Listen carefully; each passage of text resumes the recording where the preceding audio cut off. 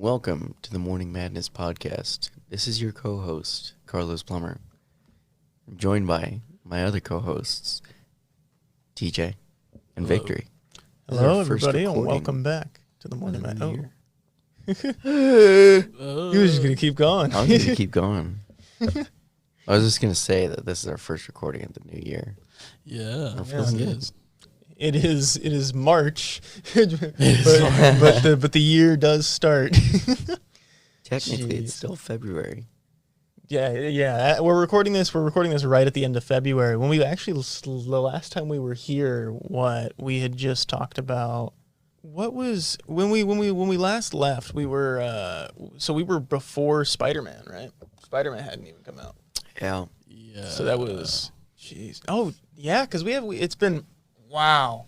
We have been out of the studio for over 2-3 months. Yeah, I think Yeah. so. So okay, so a lot of movies have released, a lot of games have A released. lot of stuff has been We occurring. have all been busy individually. So in lieu of our pop culture news segment today, I think it's important we do some catching up. What's important? What's been on your guys' minds lately? What have you guys been up to in the big little time skip that we had between these podcast episodes? All right, really quick rant. No Way Home, amazing. We're gonna leave it at that. Yeah, so we all saw Yeah. Spider-Man, Yeah, we No all- Way Home. Obviously, phenomenal movie.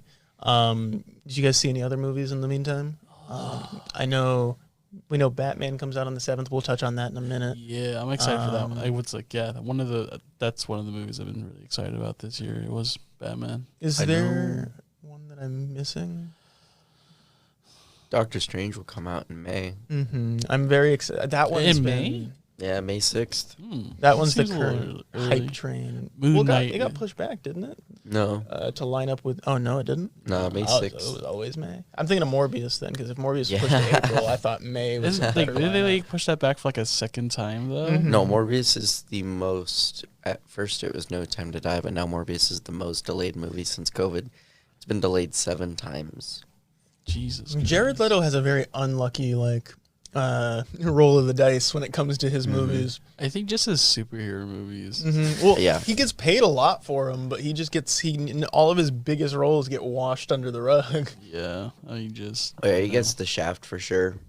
Did you guys see? I know they talked about it in the new Batman movie. They were considering leaving in scenes with their quote unquote Joker for this universe or whatever. It's like rumored that they had scenes with an unnamed actor that they would have had play their Joker in their universe. I think it's and I don't know if this is connected, but the guy who plays Druig in Eternals, he's the one who everybody is assuming is the unknown actor. He was the one credited or something, but his role was cut. Yeah. That footage was inevitably cut from the final bit, but they said they might add it in the deleted scenes. I feel like we've had enough Joker, to be honest. Yeah. And I feel like, a movie like this is going to be really good to bring characters like the Riddler, back into the spotlight because, ever since Batman Forever and Batman and Robin, that era of films, the Riddler wasn't necessarily iconic in the sense of more or less he was just kind of a clown. And I feel like it's going to be really cool to see a different take on the Riddler. Especially with the Zodiac. With killer the Zodiac themes. vibes, That with new Paul influence. Dano playing him, and I think it's going to be really cool. And I just honestly think, to be completely honest, I am sick and tired of the Joker. I think he's a great character, but I just think for right now, we're good, because I just feel like every single adaptation has to do our version of Joker. It's like, well, I want to see different villains. I want to see Two-Face. I want to see Speaking Clayface. some blasphemous words, although I do agree with you. I want to see Scarecrow Mad again. I Hatter. want to see, Mad Hatter, Calendar Man. No, legitly, I agree. Big I want, face, I want to see all those people though, Mothman. too. Where's But- Mothman? Mothman. Where is he when you need him? Mothman. Not Does he Mothman actually from do the anything? Bat- Because I remember him in Lego Batman. That's the only thing I know Mothman from. I've never The read only a comic that Mothman I he's know is the one from Venture Bros. Yeah, that one. He doesn't. I've never read a comic with Mothman in it, but he has one of the worst Lego minifigures ever. I think in the first game. I feel like there's a lot of people who have really bad with Lego figures. No, but his is so like they chose the worst vomit related colors for his outfit. It's like a lime green and like a weird orange and then like a purple. It looks like Play-Doh after you've passed it through your system. On the whole scheme of Legos, I just feel like there's going to be like at least a good portion of them who are just absolutely like garbage. I think like their appearance. A lot of the superhero ones are really detailed now. They do some really good minifigure details now. That or it's fan made. I don't know.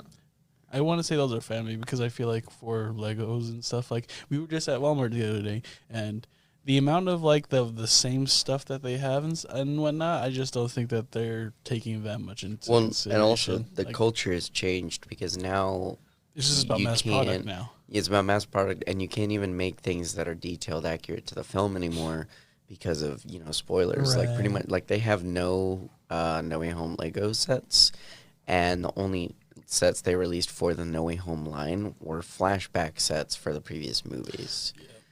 Yeah. Not in any of the other universes, but for the MCU. So it was stuff for Far From Home and Homecoming, and it was scenes that made up scenes that don't even happen. So I feel we're in this because I remember growing up. My favorite line when I was a kid was Indiana Jones, and it came around when Kingdom of the Crystal Skull came out, and they were releasing actual sets from that film. And I was so excited. And then also, like, from the previous movies, I remember they had stuff from Raiders of the Lost Ark.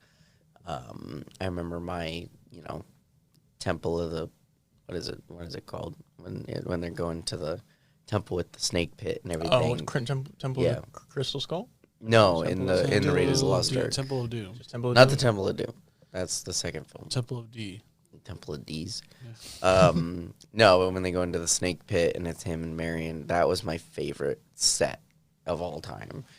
And we just don't get that kind of stuff anymore. Right. I think Marvel is the reason, right? Because everybody's so horny for spoilers for everything now. Like they want to like hunt every leak possible now. I would say the MCU is it gamers? Really is it gamers that are the problem? Because they're the people who look for I think leaks. It's nerds, dude. To be quite honest, it's really weird. What's like all the fucking MCU gatekeepers and all the fucking like MCU nerds. Fair. It's hard to be an MCU fan nowadays. Like if you haven't seen, you almost have to verify the entire backlog of it's like being a Nirvana fan in like the late 2000s.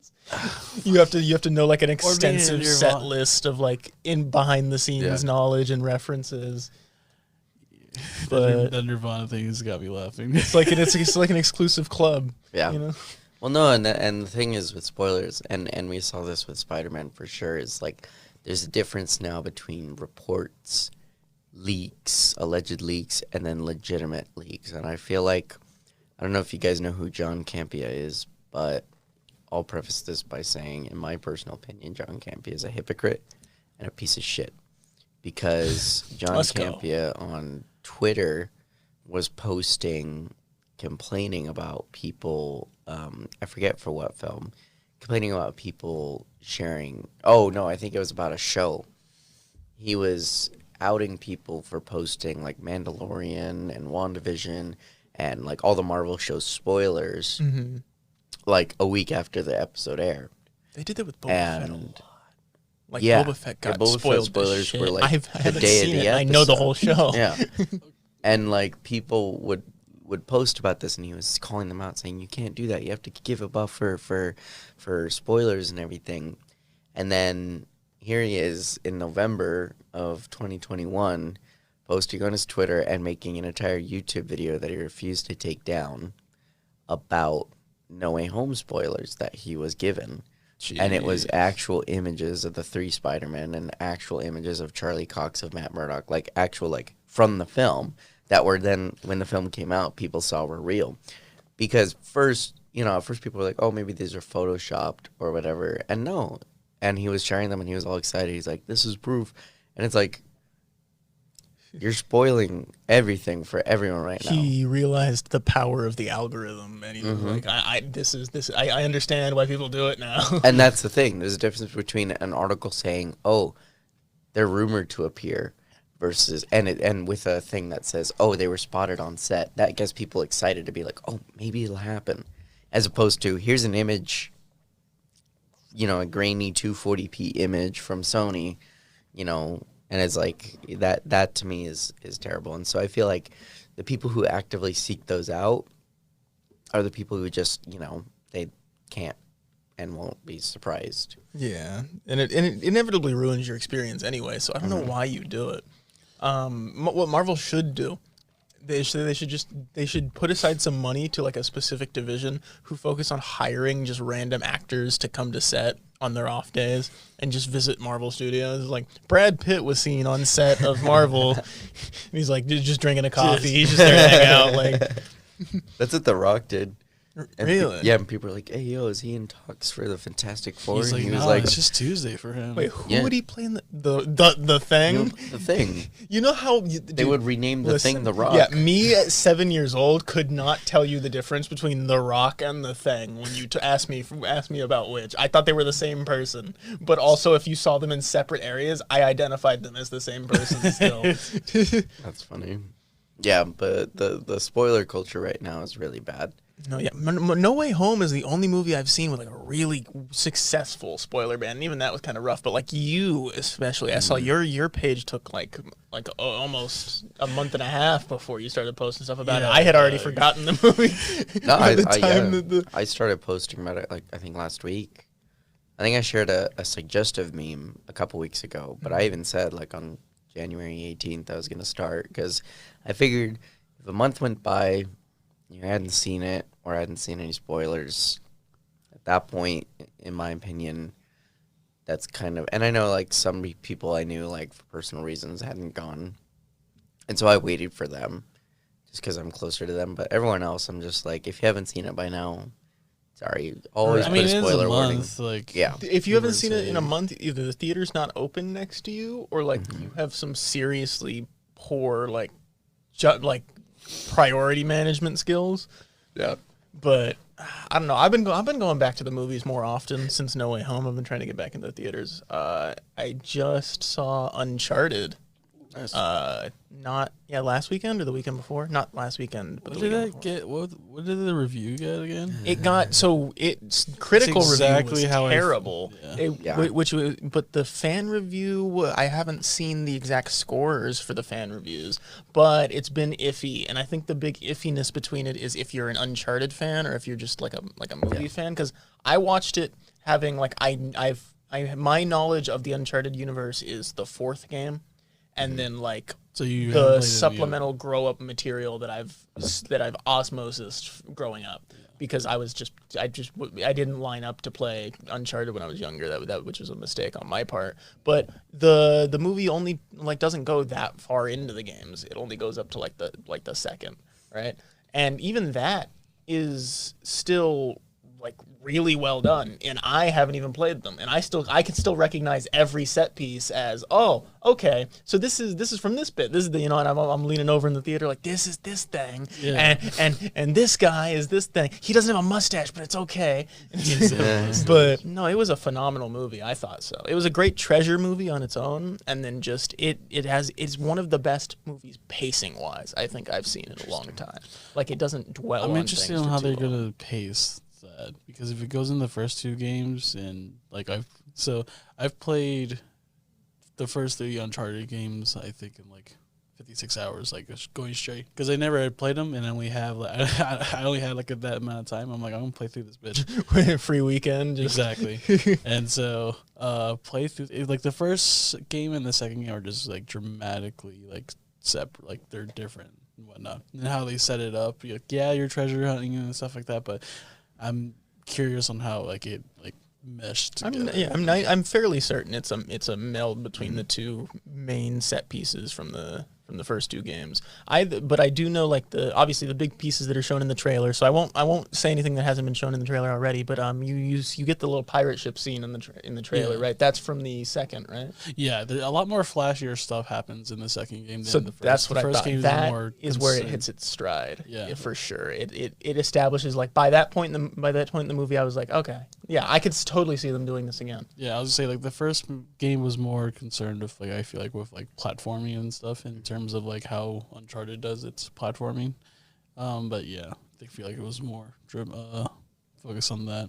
Okay, but did it save video game movies though? Like it didn't break it. I know that, but like Do you think we'll see more now? I don't now think that, it now really that did this one's anything, to done? be quite honest. I mean, it didn't do bad, but, it It's wasn't. still up in the air till the numbers come in, I guess, right? Even with the numbers coming in, this is, I don't know. It's the perfect balance of an example of star power over source material, but also balancing the two, because this is the type of movie that's going to bring diehard Uncharted fans in to watch it reluctantly to see, okay, what did they do to my franchise? What did they do? And it's going to bring the Tom Holland fans in to say, oh, I'm going to watch this for Tom Holland. Yeah, I didn't realize I might be a Tom Holland fan because He's a really good actor. He's talented. Yeah, I feel like he needs more roles, because out of all the Spider-Men, we have Tobey Maguire, who didn't have a really successful acting career after Spider-Man, but he became a producer.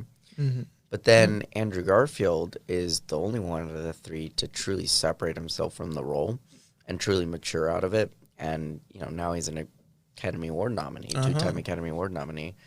And for good reason, because he's an incredible actor. And I think he did a really good job of making it so that when you watch one of his movies, you don't go, oh, he's the Spider-Man guy. Yeah, your girl, he's all about, he's, especially with TikTok or Tick Boom, right? Yeah, right. So there is a movie called TikTok Boom. Yeah. Yeah, and So my it's- friend it's accidentally always a reviewed weird- it instead of Tick Boom, and so we were like, please never delete this. I want to see that you watch TikTok Boom. No, but it's just even having, you don't even have to watch the movie, just from the trailers and the promotional material alone, you can just tell he's leagues different than you would expect for his capability off rip from just a simple Marvel movie. Yeah. And I think this is perfect for Tom Holland to start getting separate roles and move himself farther away from just the Spider-Man kid role. And here's how we do it: we put Tom Holland in a horror movie, and he plays Norman Bates in the new Psycho. That I could see that. Let's give Homeboy the serial killer role. does he have the ability to play someone deranged like that? Because I think we've he only does, ever really 'cause seen him play what was that one Netflix movie that he was in? The Devil All the Time. Yeah, he did really good in that one, and he wasn't even playing anyone crazy per se. Mm-hmm. Just Evil Tom Holland sounds like a weird a casting choice. like When I think of Wait till we dark get Tom Holland, bully I think Tom we Holland. already have Timothy Chalamet, and he kind of looks like the dark version of Tom Holland. And I don't know. Timothy Chalamet is just too emo for me. he's they're the two interchangeable guys. He's like that guy who's just optimistically negative all the time. He just looks like that. He just looks like that one friend just to bring down the vibe. You know? Don't Look Up seemed like a movie that he was happy about conceptually. They read the description to him, and he was like, you know what, I love Homie this. looks like he stays in his room and complains about shit on Reddit. So I'm going through my diary of films that I've watched. Just kidding. Shut up. Get out of here. There's nothing Carlos just pulls out this whole ass fucking book. live on camera. So I have my diary. I think so far, the films I've seen from this year,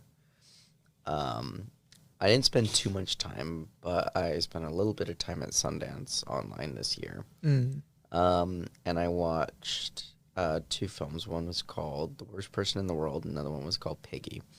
Two complete opposite movies. One of them was a romantic comedy that takes kind of the comedy aspect and kind of turns it on its head.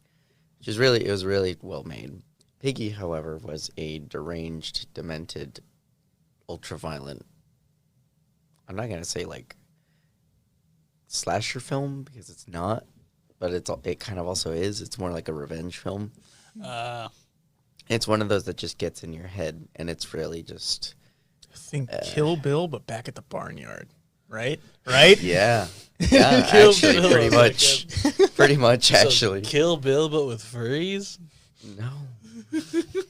And then I also saw, I think the last movie I saw in the theater this year was Jackass, which I went with a bunch of the other kids in the film program. That was a lot of fun. I haven't laughed that hard in a theater in a long time, and I haven't been a super fan of the Jackass movies before.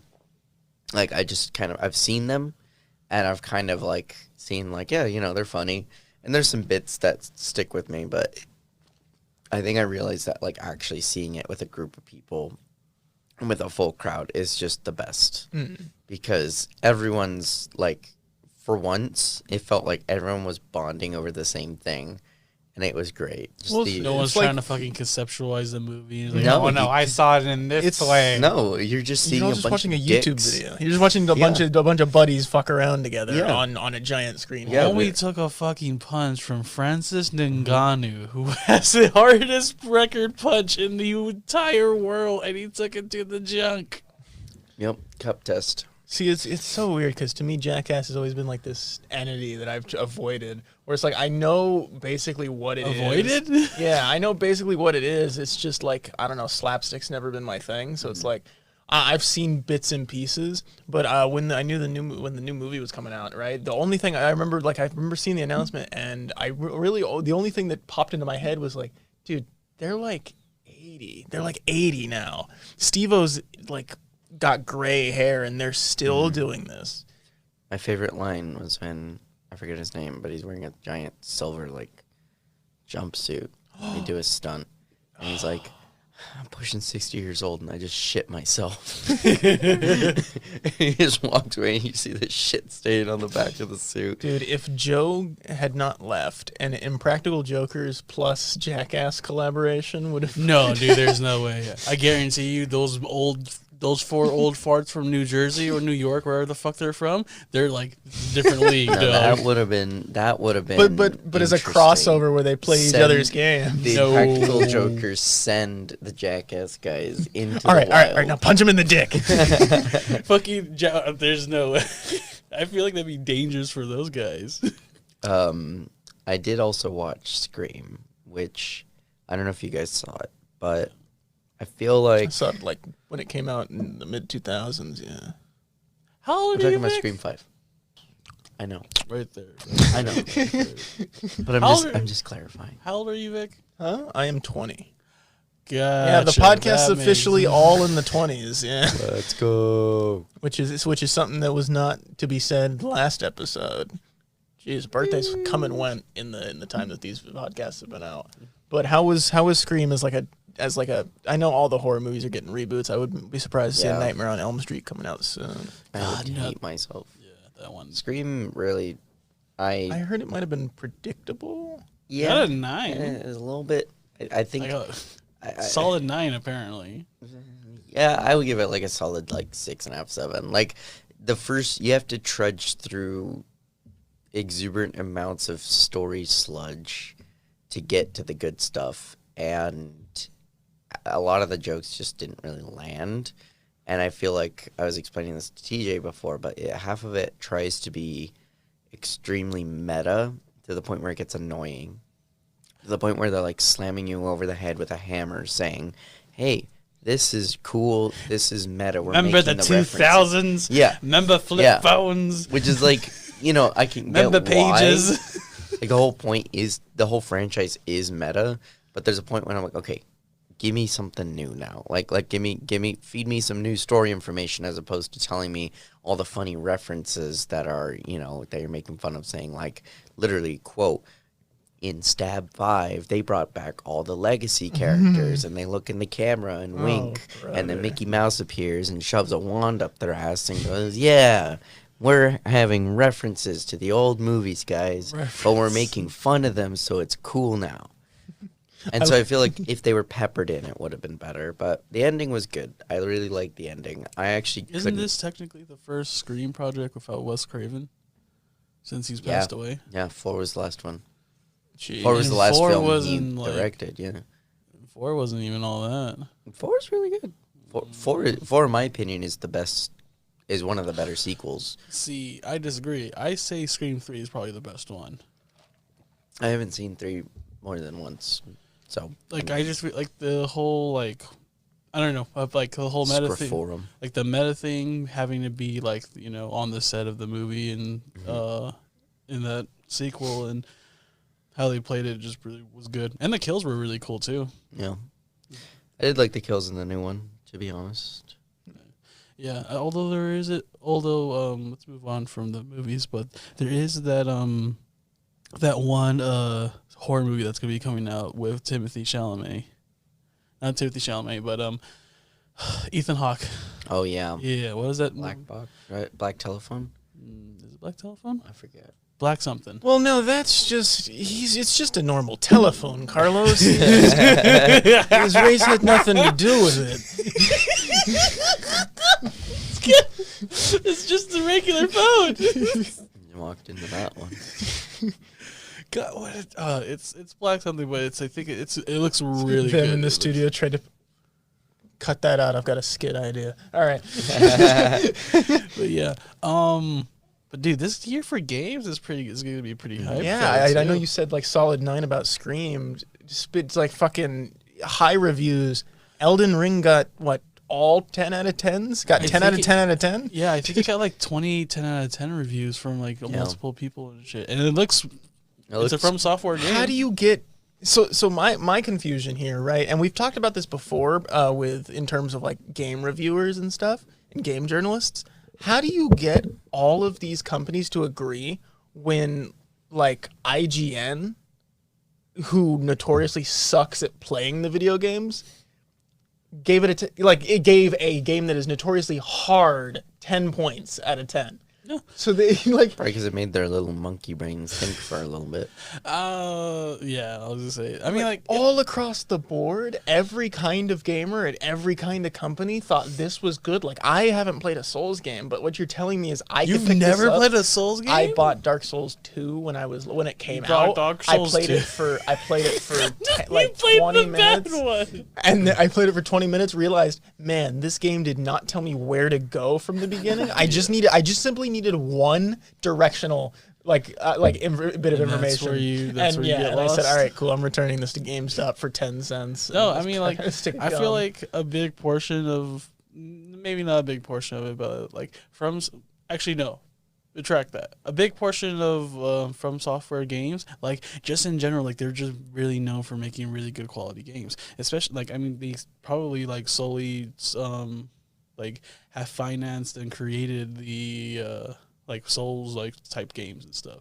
Games that punish you, or games that are like literally too hard for their own They good. birthed a whole genre. Well, Demon Souls was the first, right? And that was their first roll around with the thing. Obviously, can you grab me my camera, by the way, while I go on this little rant here? Gotcha. But I think it was a good thing I actually didn't end up playing the Dark Souls games until later, because I've seen how popular they've gotten, and obviously there's no better way to play it than if I wanted to make content out of it, just make it a drinking video, right? So if I just wait another year and I just do a shot per death, I think we're good. I think that's at least You're tens upon tens of hours of content right there. No, that is nope. That I think is you'll about. die before the video ends, like IRL. Plenty of people have done Dark Souls drinking content before. That's usually the common I'll say content. half a shot every time you die.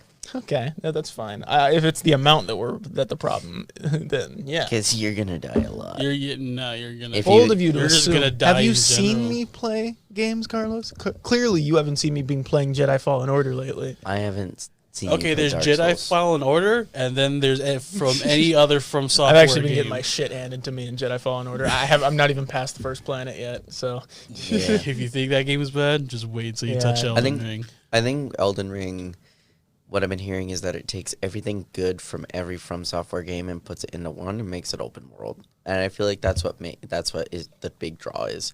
And also, how do you pull off a Souls game in an open world environment? I That's what don't confuses know. me. Actually, I feel like you can do that really easily. Right, but how do you It's a lot more avoid usable. do you have to do like dynamic level scaling? Because like you accidentally walk too far right, and then some level 100 guy starts like coming after you. it's That's still my linear. word. Like, it's still Yeah. going to linearly, How do you- take you on a story, but Right. But it's like you could even in like the concept of open world for a game like that is just, I'm used to in the little bits of Dark Souls 2 that I have played.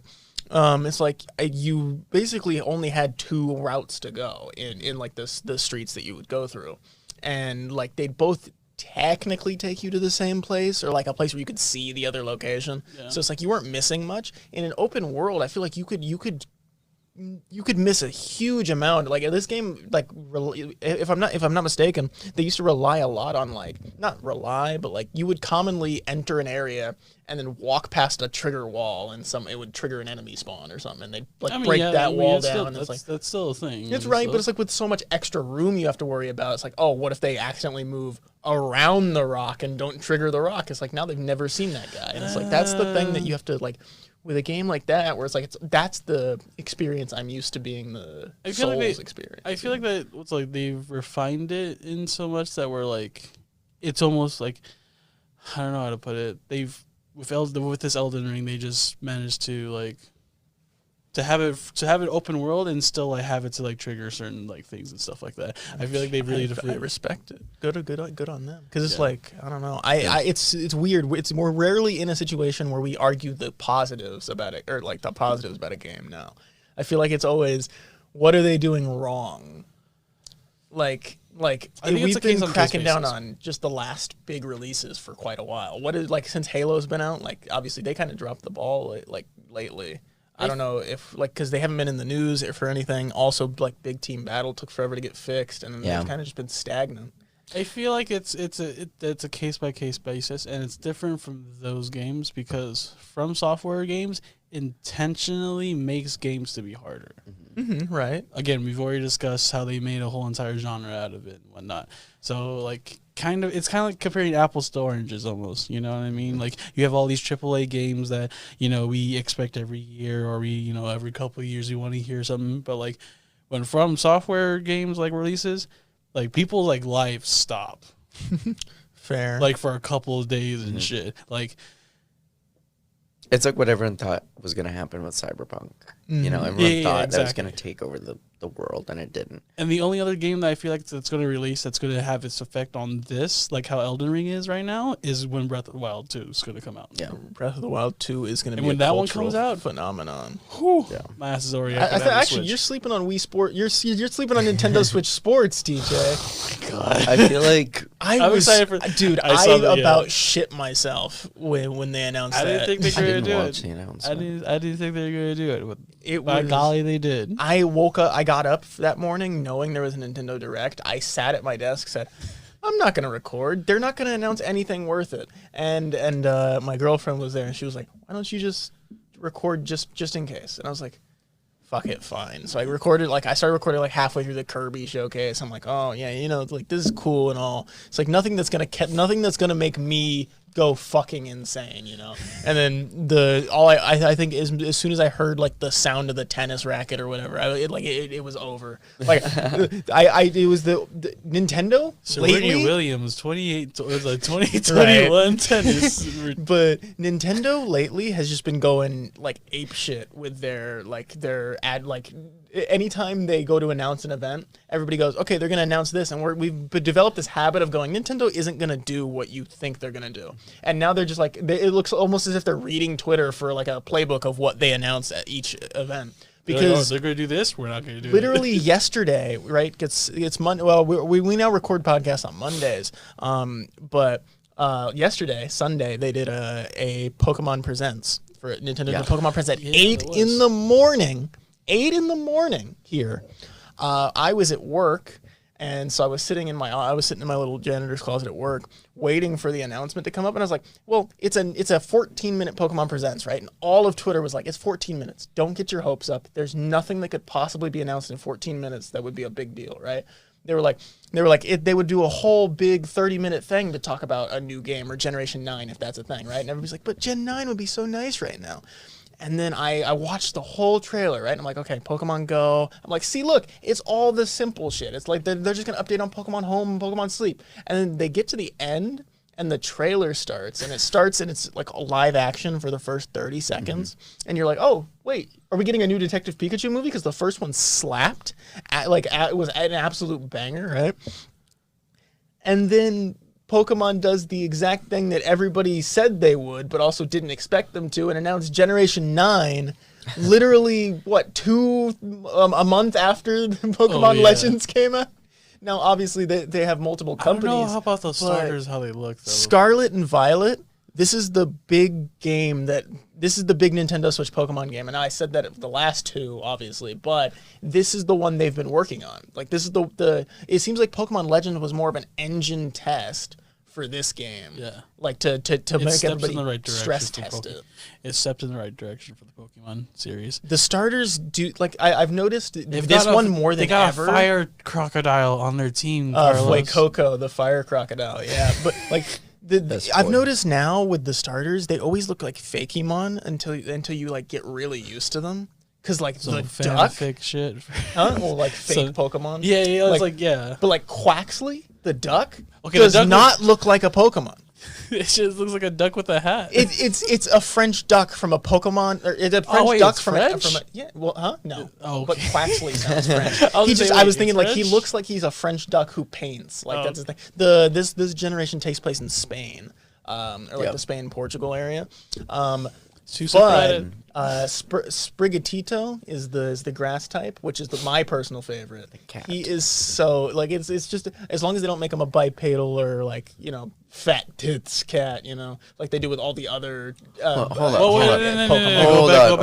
back. Where the Can you run that back for me? Have you not noticed every cat starter or dog starter or like any of the cute animal starters always end up bipedal or like Incineroar, ripped as fuck, monstrous like cat by the third evolution, or Delphox, who's like the wizard fire type from Gen 7, where she's like, it was the first fairy starter.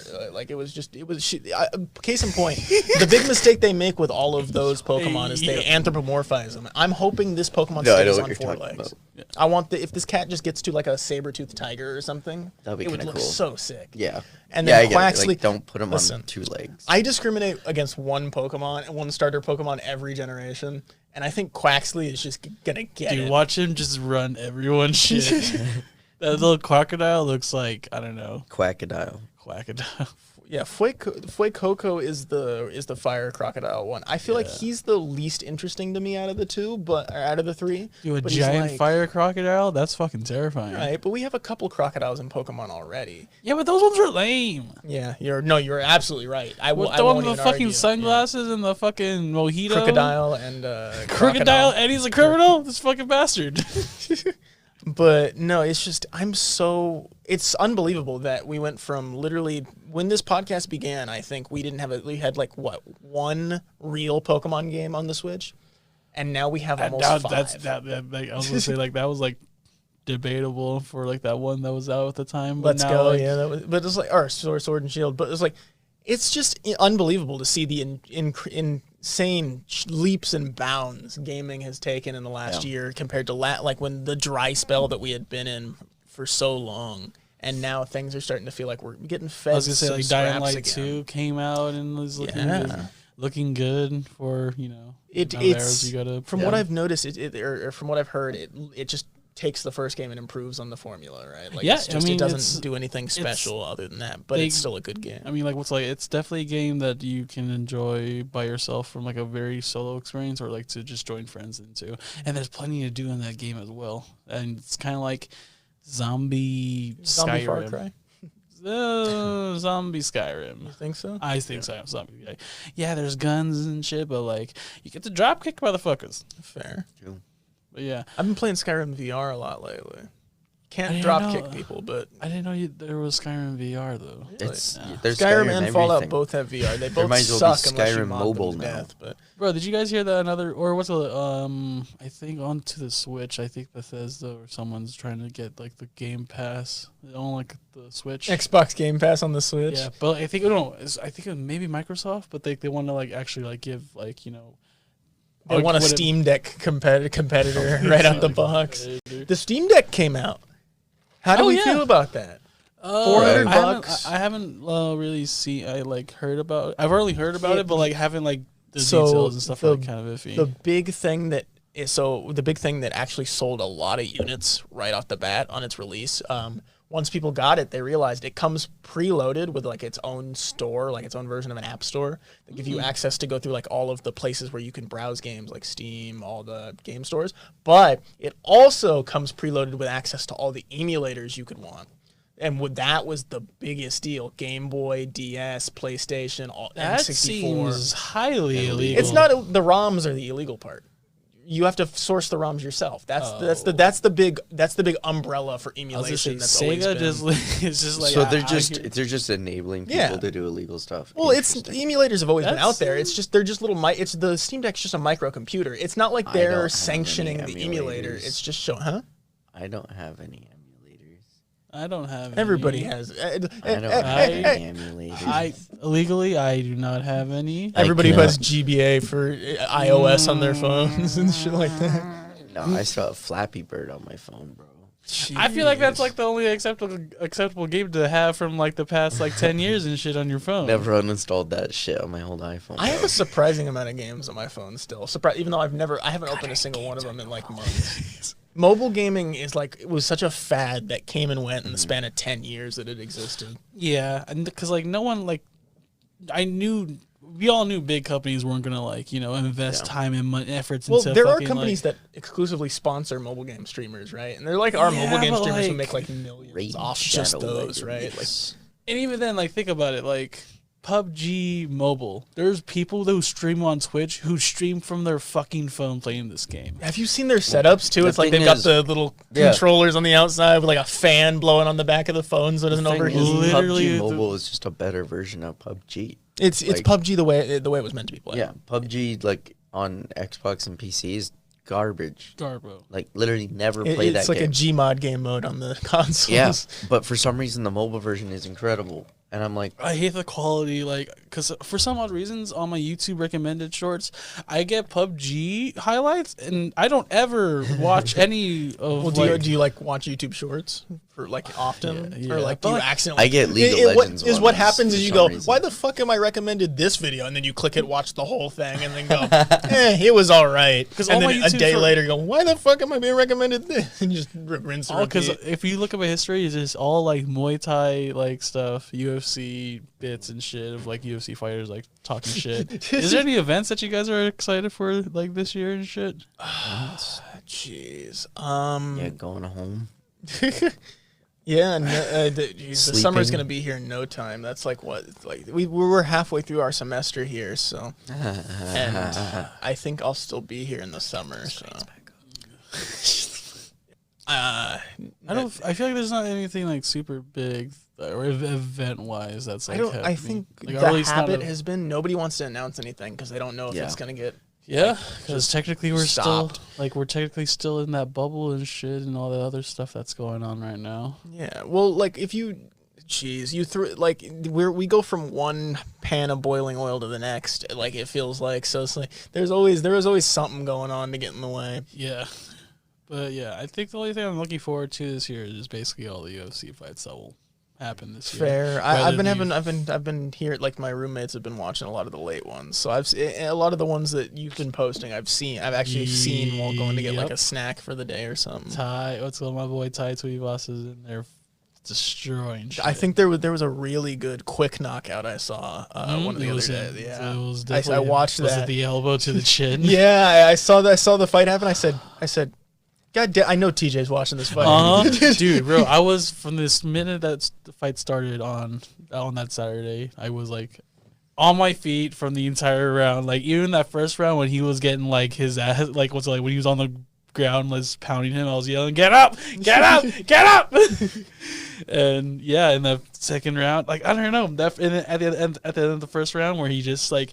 Derek started cornering him and just started punching. Ty just was like, fuck it, and just started swinging back. Then second round came and 1 punch, 2 punch, 3, 4, and then elbow, and then homeboy goes back to sleep in his hometown. Jeez. Yeah, like that was, if you guys don't know, that guy that he fought was his second time main eventing in his hometown, and that was the second time that he lost in his hometown. Oh, it's over. There's not much else you He's can the do. only reason why the UFC has come to Houston, which is because they know that he's a big name and it'll come out and it'll be Ouch. he's been fighting in Houston for like the last 3 months. Because his last fight was not that long ago. He needs to get out of Houston and get a better trainer. He's just, I think he's like 37, but he has the record for the most UFC knockouts in history. I think he has like 30. Jeez. He should do the very common and the very big ballsy UFC thing for people who are in their late 30s, and that's get a real job.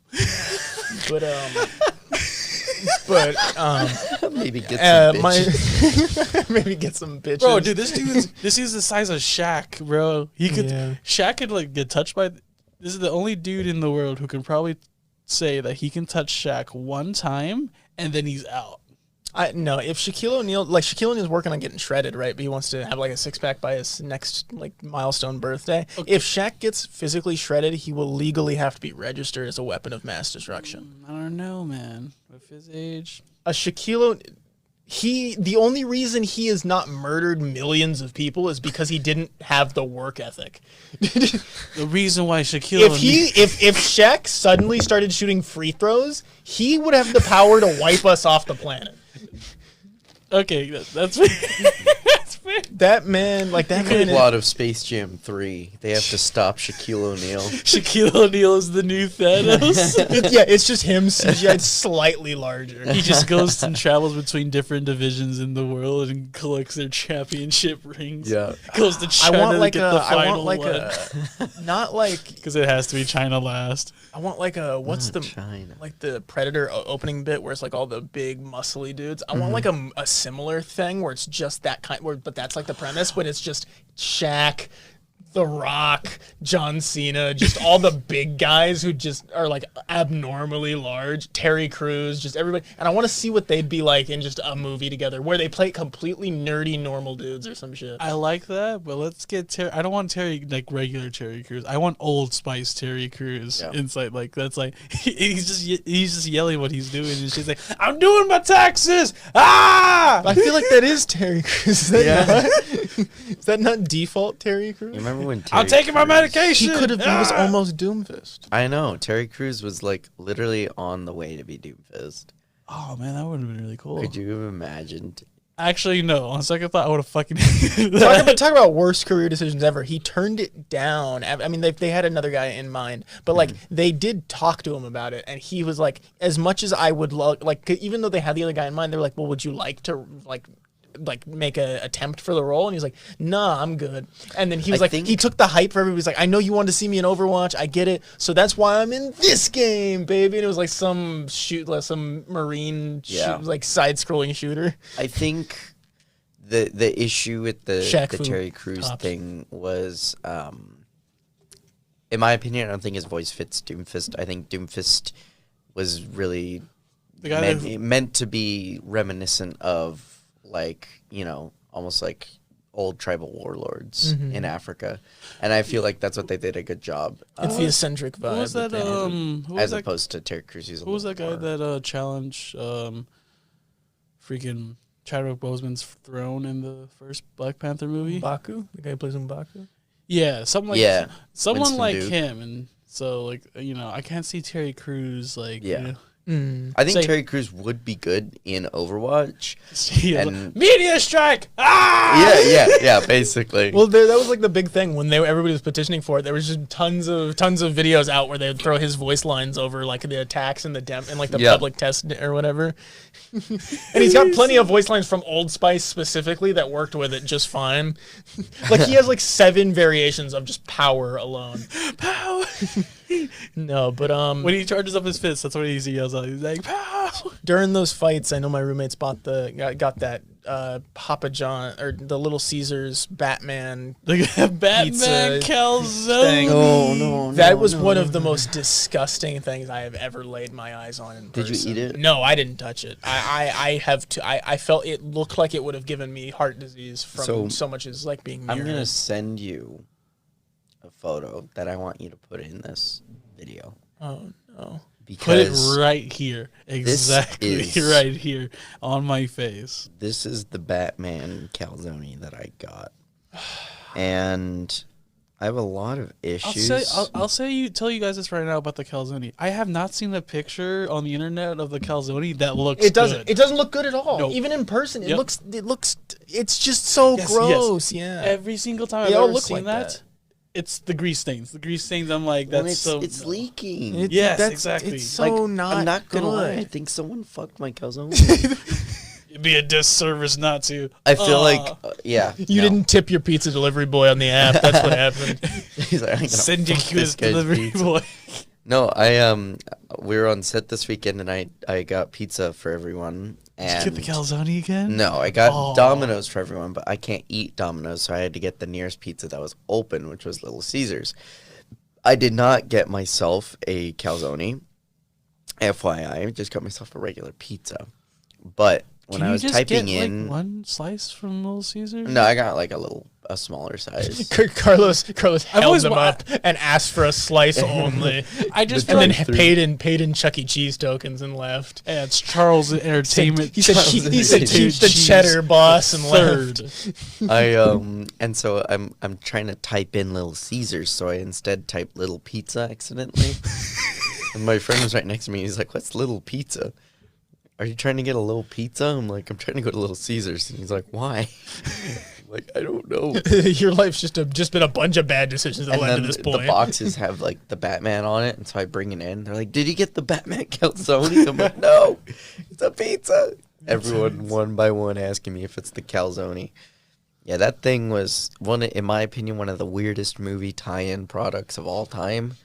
I get it, like Gotham is supposed to be New York, and what's more New York than pizza? But it's like I don't get it. I'm sorry. That's yeah, but weird. like New York pizza is like good. I would have preferred Eddie a Wolf showed Batman about Happy it. Meal or like a Batman McDonald's. Yeah, collab. like that. Just makes more the special batty sauce, like the that batty just fatty sauce, or makes some more shit. sense. But also like for like what the movie is and stuff, like a super dark tone, like, you know, Zodiac type vibe. Do you think there'll be like a really egregious Little Caesars ad in the middle of the movie somewhere? Dude, it'll be like fucking Mr. hilarious. Wayne, you can't leave to fight crime in Gotham yet. You haven't touched your pizza. I shaped it like a bat just for you, and it's like the Shut up, Alfred! Leave me He alone. slaps it out of his hand. Get the fuck out of the way, Alfred! I don't want your Justice. pizza.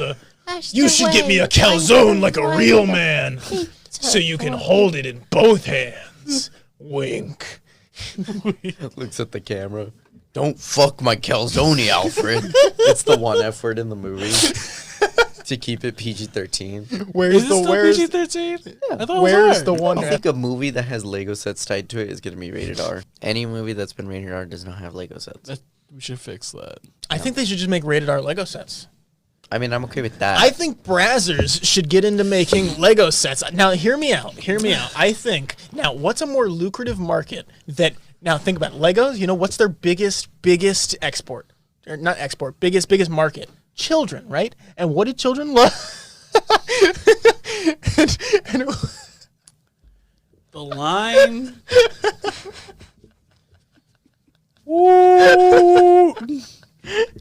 just thinking about We're in another border now. I'm just thinking about the pieces that you would put on your minifigure. For your Johnny Sins minifigure. You could just like, you know how like sometimes there'll be like a skirt piece that like you put in between the leg and the torso. It's just a That stick. attachment piece would just be a giant fucking Or schlong. like, me laying out, me separating my Lego minifigure rack sizes by... You guys ever Detachable booba. seen, you guys ever seen the Lego City like trees and stuff? For Johnny Sin's dick, it's just that. Yeah. It's a Lego tree. Yeah. Someone's been harassing the brothel in Lego City. Oh.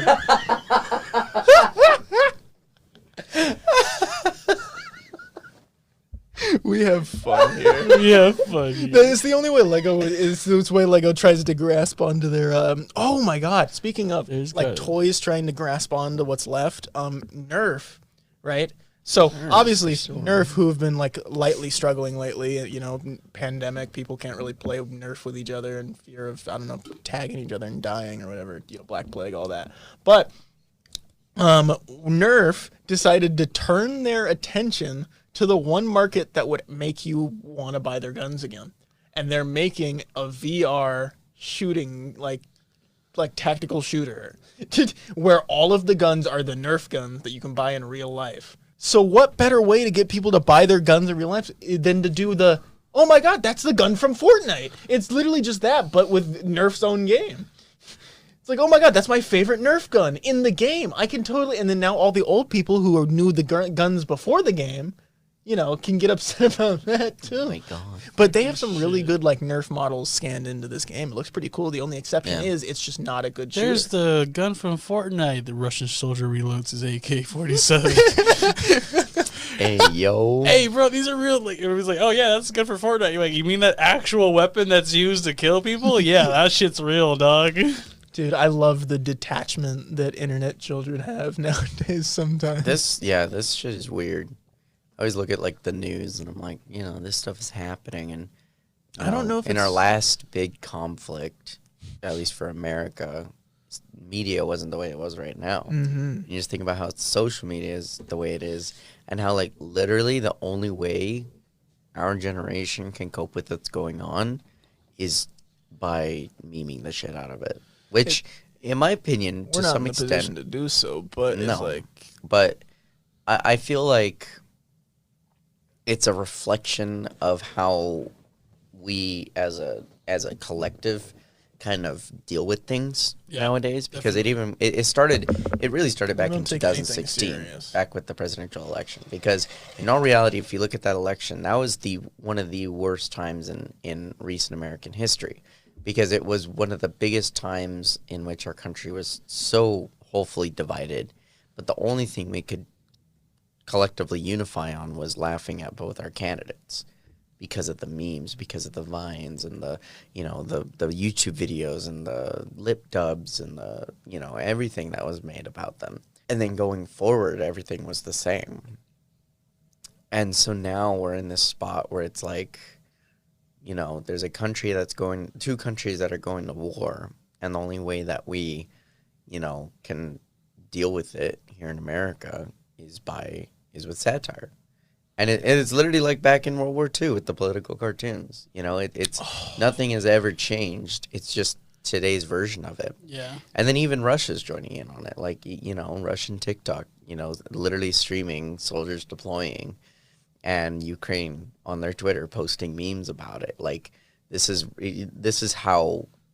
And this is some real shit going on. I don't know Yeah. if you heard me and Carlos talking earlier, but like there's a bunch of Ukrainian like boxing fighters and stuff like that, like world championship guys who are leaving and opting out of like their contracts to go fight on the front lines. that doesn't surprise me at all. It's like that's exactly what you would have to do in that kind of situation. It's like we're just privileged enough not to be in that situation. And obviously, we don't like to talk about those kind of things much on podcasts like this because, one, we're not educated, we're not experts, and if we did want to talk about it, we want to bring someone who has maybe a more historical background or like information on it. Who can give us that kind of insight. But at the end of the day, we do know like it's going to be something that is going on in day to day, and it is affecting like the way things are around us. It is like we're just lucky to be in the situation where we can experience it as a third party. Yeah. Like we're very lucky to not be as involved as the people who are involved. I will say to close this off, because we are hitting our 20-minute warning. We are at the point where. What is it? This is the first time, one of the first big conflicts where there's enough media coverage of everything to build these legends fast. Whereas back in the day, you know how we get Saving Private Ryan, all those big movies. Yeah. There's this is like the only tag that I think that'll get picked up on this video, but is the Ghost of Kiev, the air the dogfighting pilot who has like the highest kill count ever for a single fighter pilot. Is now becoming a living legend. If he upon survival of this mission, he will be one of the first living war legends in a long if not ever. Well, there was not only to add on to that though too, now that social media is a thing, we're I was talking with Carlos the other day about this, we're looking through this through a different lens. Now, I don't know if you guys have seen this, but even bunch of social media platforms have come out and said that seeing these big news companies and stuff have been falsely putting out footage and stuff from video games like Arma 3 and stuff and purposely putting it in people are starting to catch it now. So I feel from a standpoint from what people are seeing and what they're recording putting out there is all legitimate, and I think that there's plenty of people who are telling the truth about the conflicts that are going on right now, or it's being just as well covered as any news site or big news company could. Just as a little closing remark, I just want to say I think it's really interesting how our generation is at the point where we have been through so many historical landmark events, and we are one of the first generations in I'll say in a little less than a century to go through this, because people growing up in 100 years ago were going through such economic changes. Yeah. And I would say we're going through cultural changes. We're going through societal changes. We're going through, we're actually uprooting the ideas of society. Yeah. And changing things. I don't know if it's for the better yet, but things are changing 100%. Yeah. And things are shifting. The narrative is shifting. The norm is shifting. The idea of, you have to get married, get a house, and get a job, that's changing, which, that's been a staple for, well over a century, for especially for Americans. For Americans, the idea of what the quote-unquote American dream is changing rapidly. And I think that's something that is fascinating. And it's really cool to be a part of this generation in this tidal wave. And it's funny because I look somewhere, at like this school, and I see like how much needs to change, how much needs to improve. And I'm like, there's going to be generations of kids after us that go to this school. And, and in my program, there's going to be, classes of freshmen that come in when we have an actual studio, when we have an actual motion capture studio and sound stage and stuff like that. And, I'm not going to be around for that. But I was part of the class that got the ball rolling on that. And I think that's really something that I like thinking about. So anyways, I think that's a good way to good eye to the future. Yeah, we've got all right. So let's bump it up to a little lighter note real quick, just for like 5 little minutes. Let's quick discussion. So what have you guys been playing lately, and what have you guys been up to, like personally, project wise, anything? Red Dead 2. Really? Yeah, I finally got on and I love every bit of that game. Dude, it's everything I've wanted in a game and more. And to be there's just something about it, man. It's so dynamic and very well crafted. It feels like it's got passion in it. It feels like I have like 30. Like there's been times where I've had 30 minutes to kill, and 30 minutes turn to 3 hours. And like I don't know, it's really well crafted. I like the story, the characters. I love. Every now and then it's buggy, but it makes it more fun. I know exactly what you mean. I'm only 20% of the way in, so like you're probably gonna speed way past me. Oh, but there's so much more I need to do though, and I haven't even discovered most of the map yet.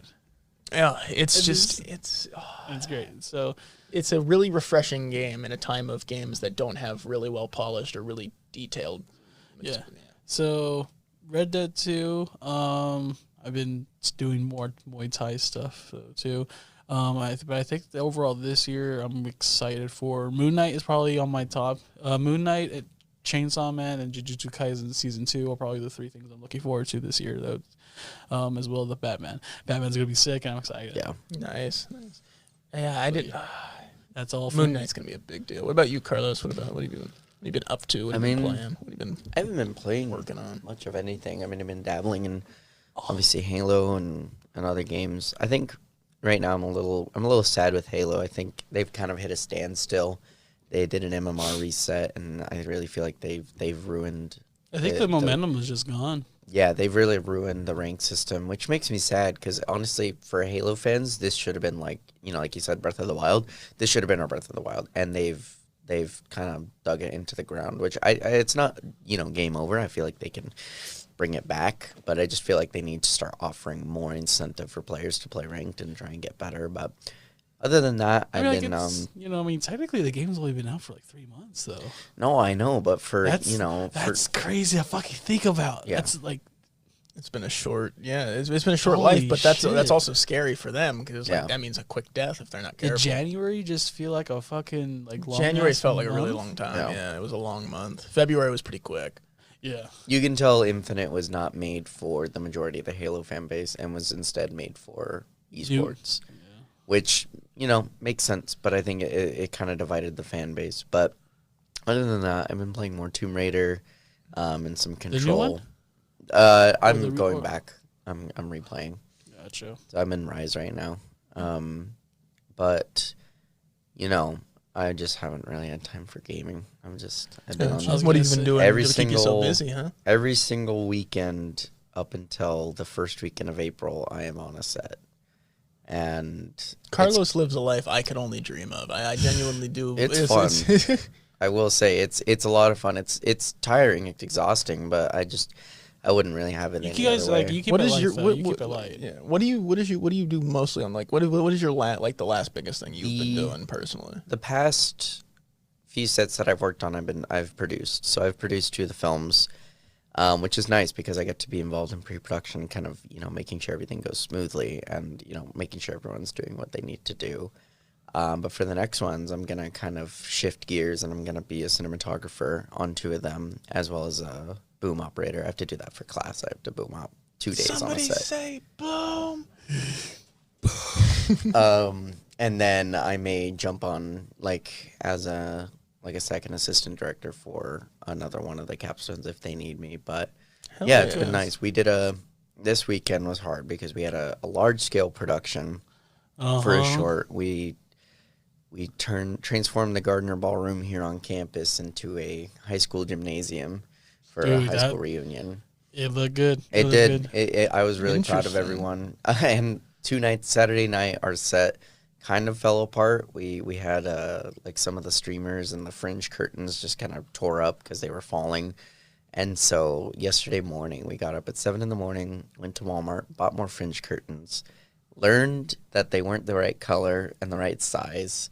So we had to improvise. And we still had the scraps of the ones that fell and ripped. And they were basically strand. And so I was like, okay, me and the art director got strips of duct tape and strand by strand put back the original fringe curtains. Oh my god. And it worked. It looked great. It looked even better than the first day, and it stayed up all day, and I was really happy. So Attaboy. This last weekend was one of the most, in my opinion, I think it was my favorite set that I've been on here at school. It was just very, very organized, very rewarding.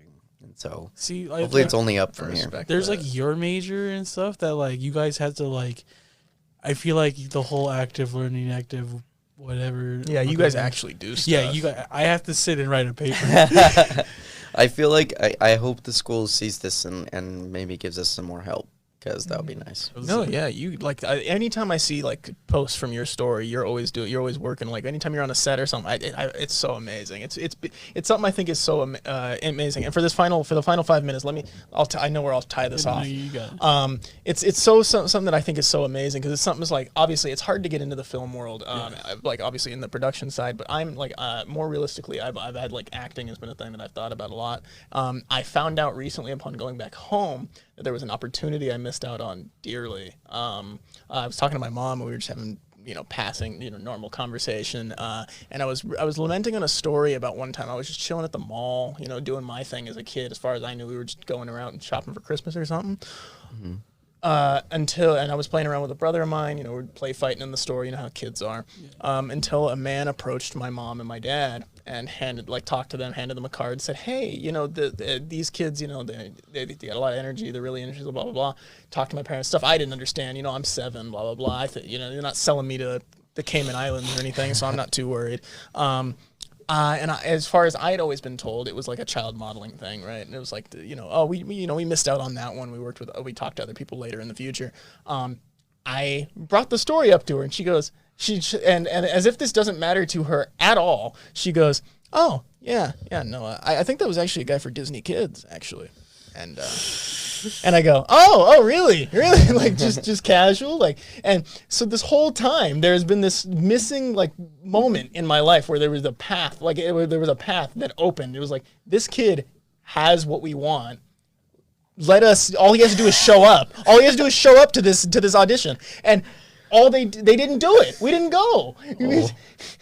And it's like it's one of those things where it's like, and I don't take for granted where I am, where I'm at in my life. I love where I am. It's just when you know that was a thing that you had you didn't even get the chance to make a choice on. It's like that's so fucked up. But I think it's just something that's so funny and a great example of one of many stories that have existed in a weird book of opportunities and missed opportunities in my life. Unfortunate. But no, I still love that at the end of the day, I still get to work in an amazing studio here with you guys and do at least my low end production that I've been uploading consistently Monday, Wednesdays, and Fridays. By the way, it's it may be low end, but I still love it to death. So it's great. And I've been itching to get back into the studio. I'm so happy we're finally here again, and I can't wait. I'm looking forward to all the stuff that's going to release for us to talk about. I cannot wait to finally discuss more on this podcast in the upcoming weeks. But that is all for us today. So without further ado, if we're all ready to wrap it up, let's do our plugs and bring it up. So TJ, if you want to go ahead and go first. TJ_54 on Instagram. If you're not there, you're square.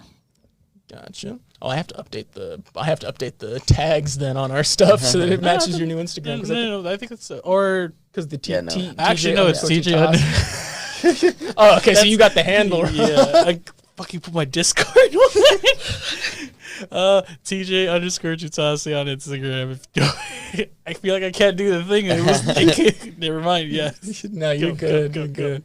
Intentional lens flare with underscores in between every word. Go ahead and give that a follow. Also, check out Carlos at Super Image Ltd and his other attached links in the description. Same with TJ. And if you like what you saw on the podcast, don't forget to leave a star review on Spotify or Apple Podcasts.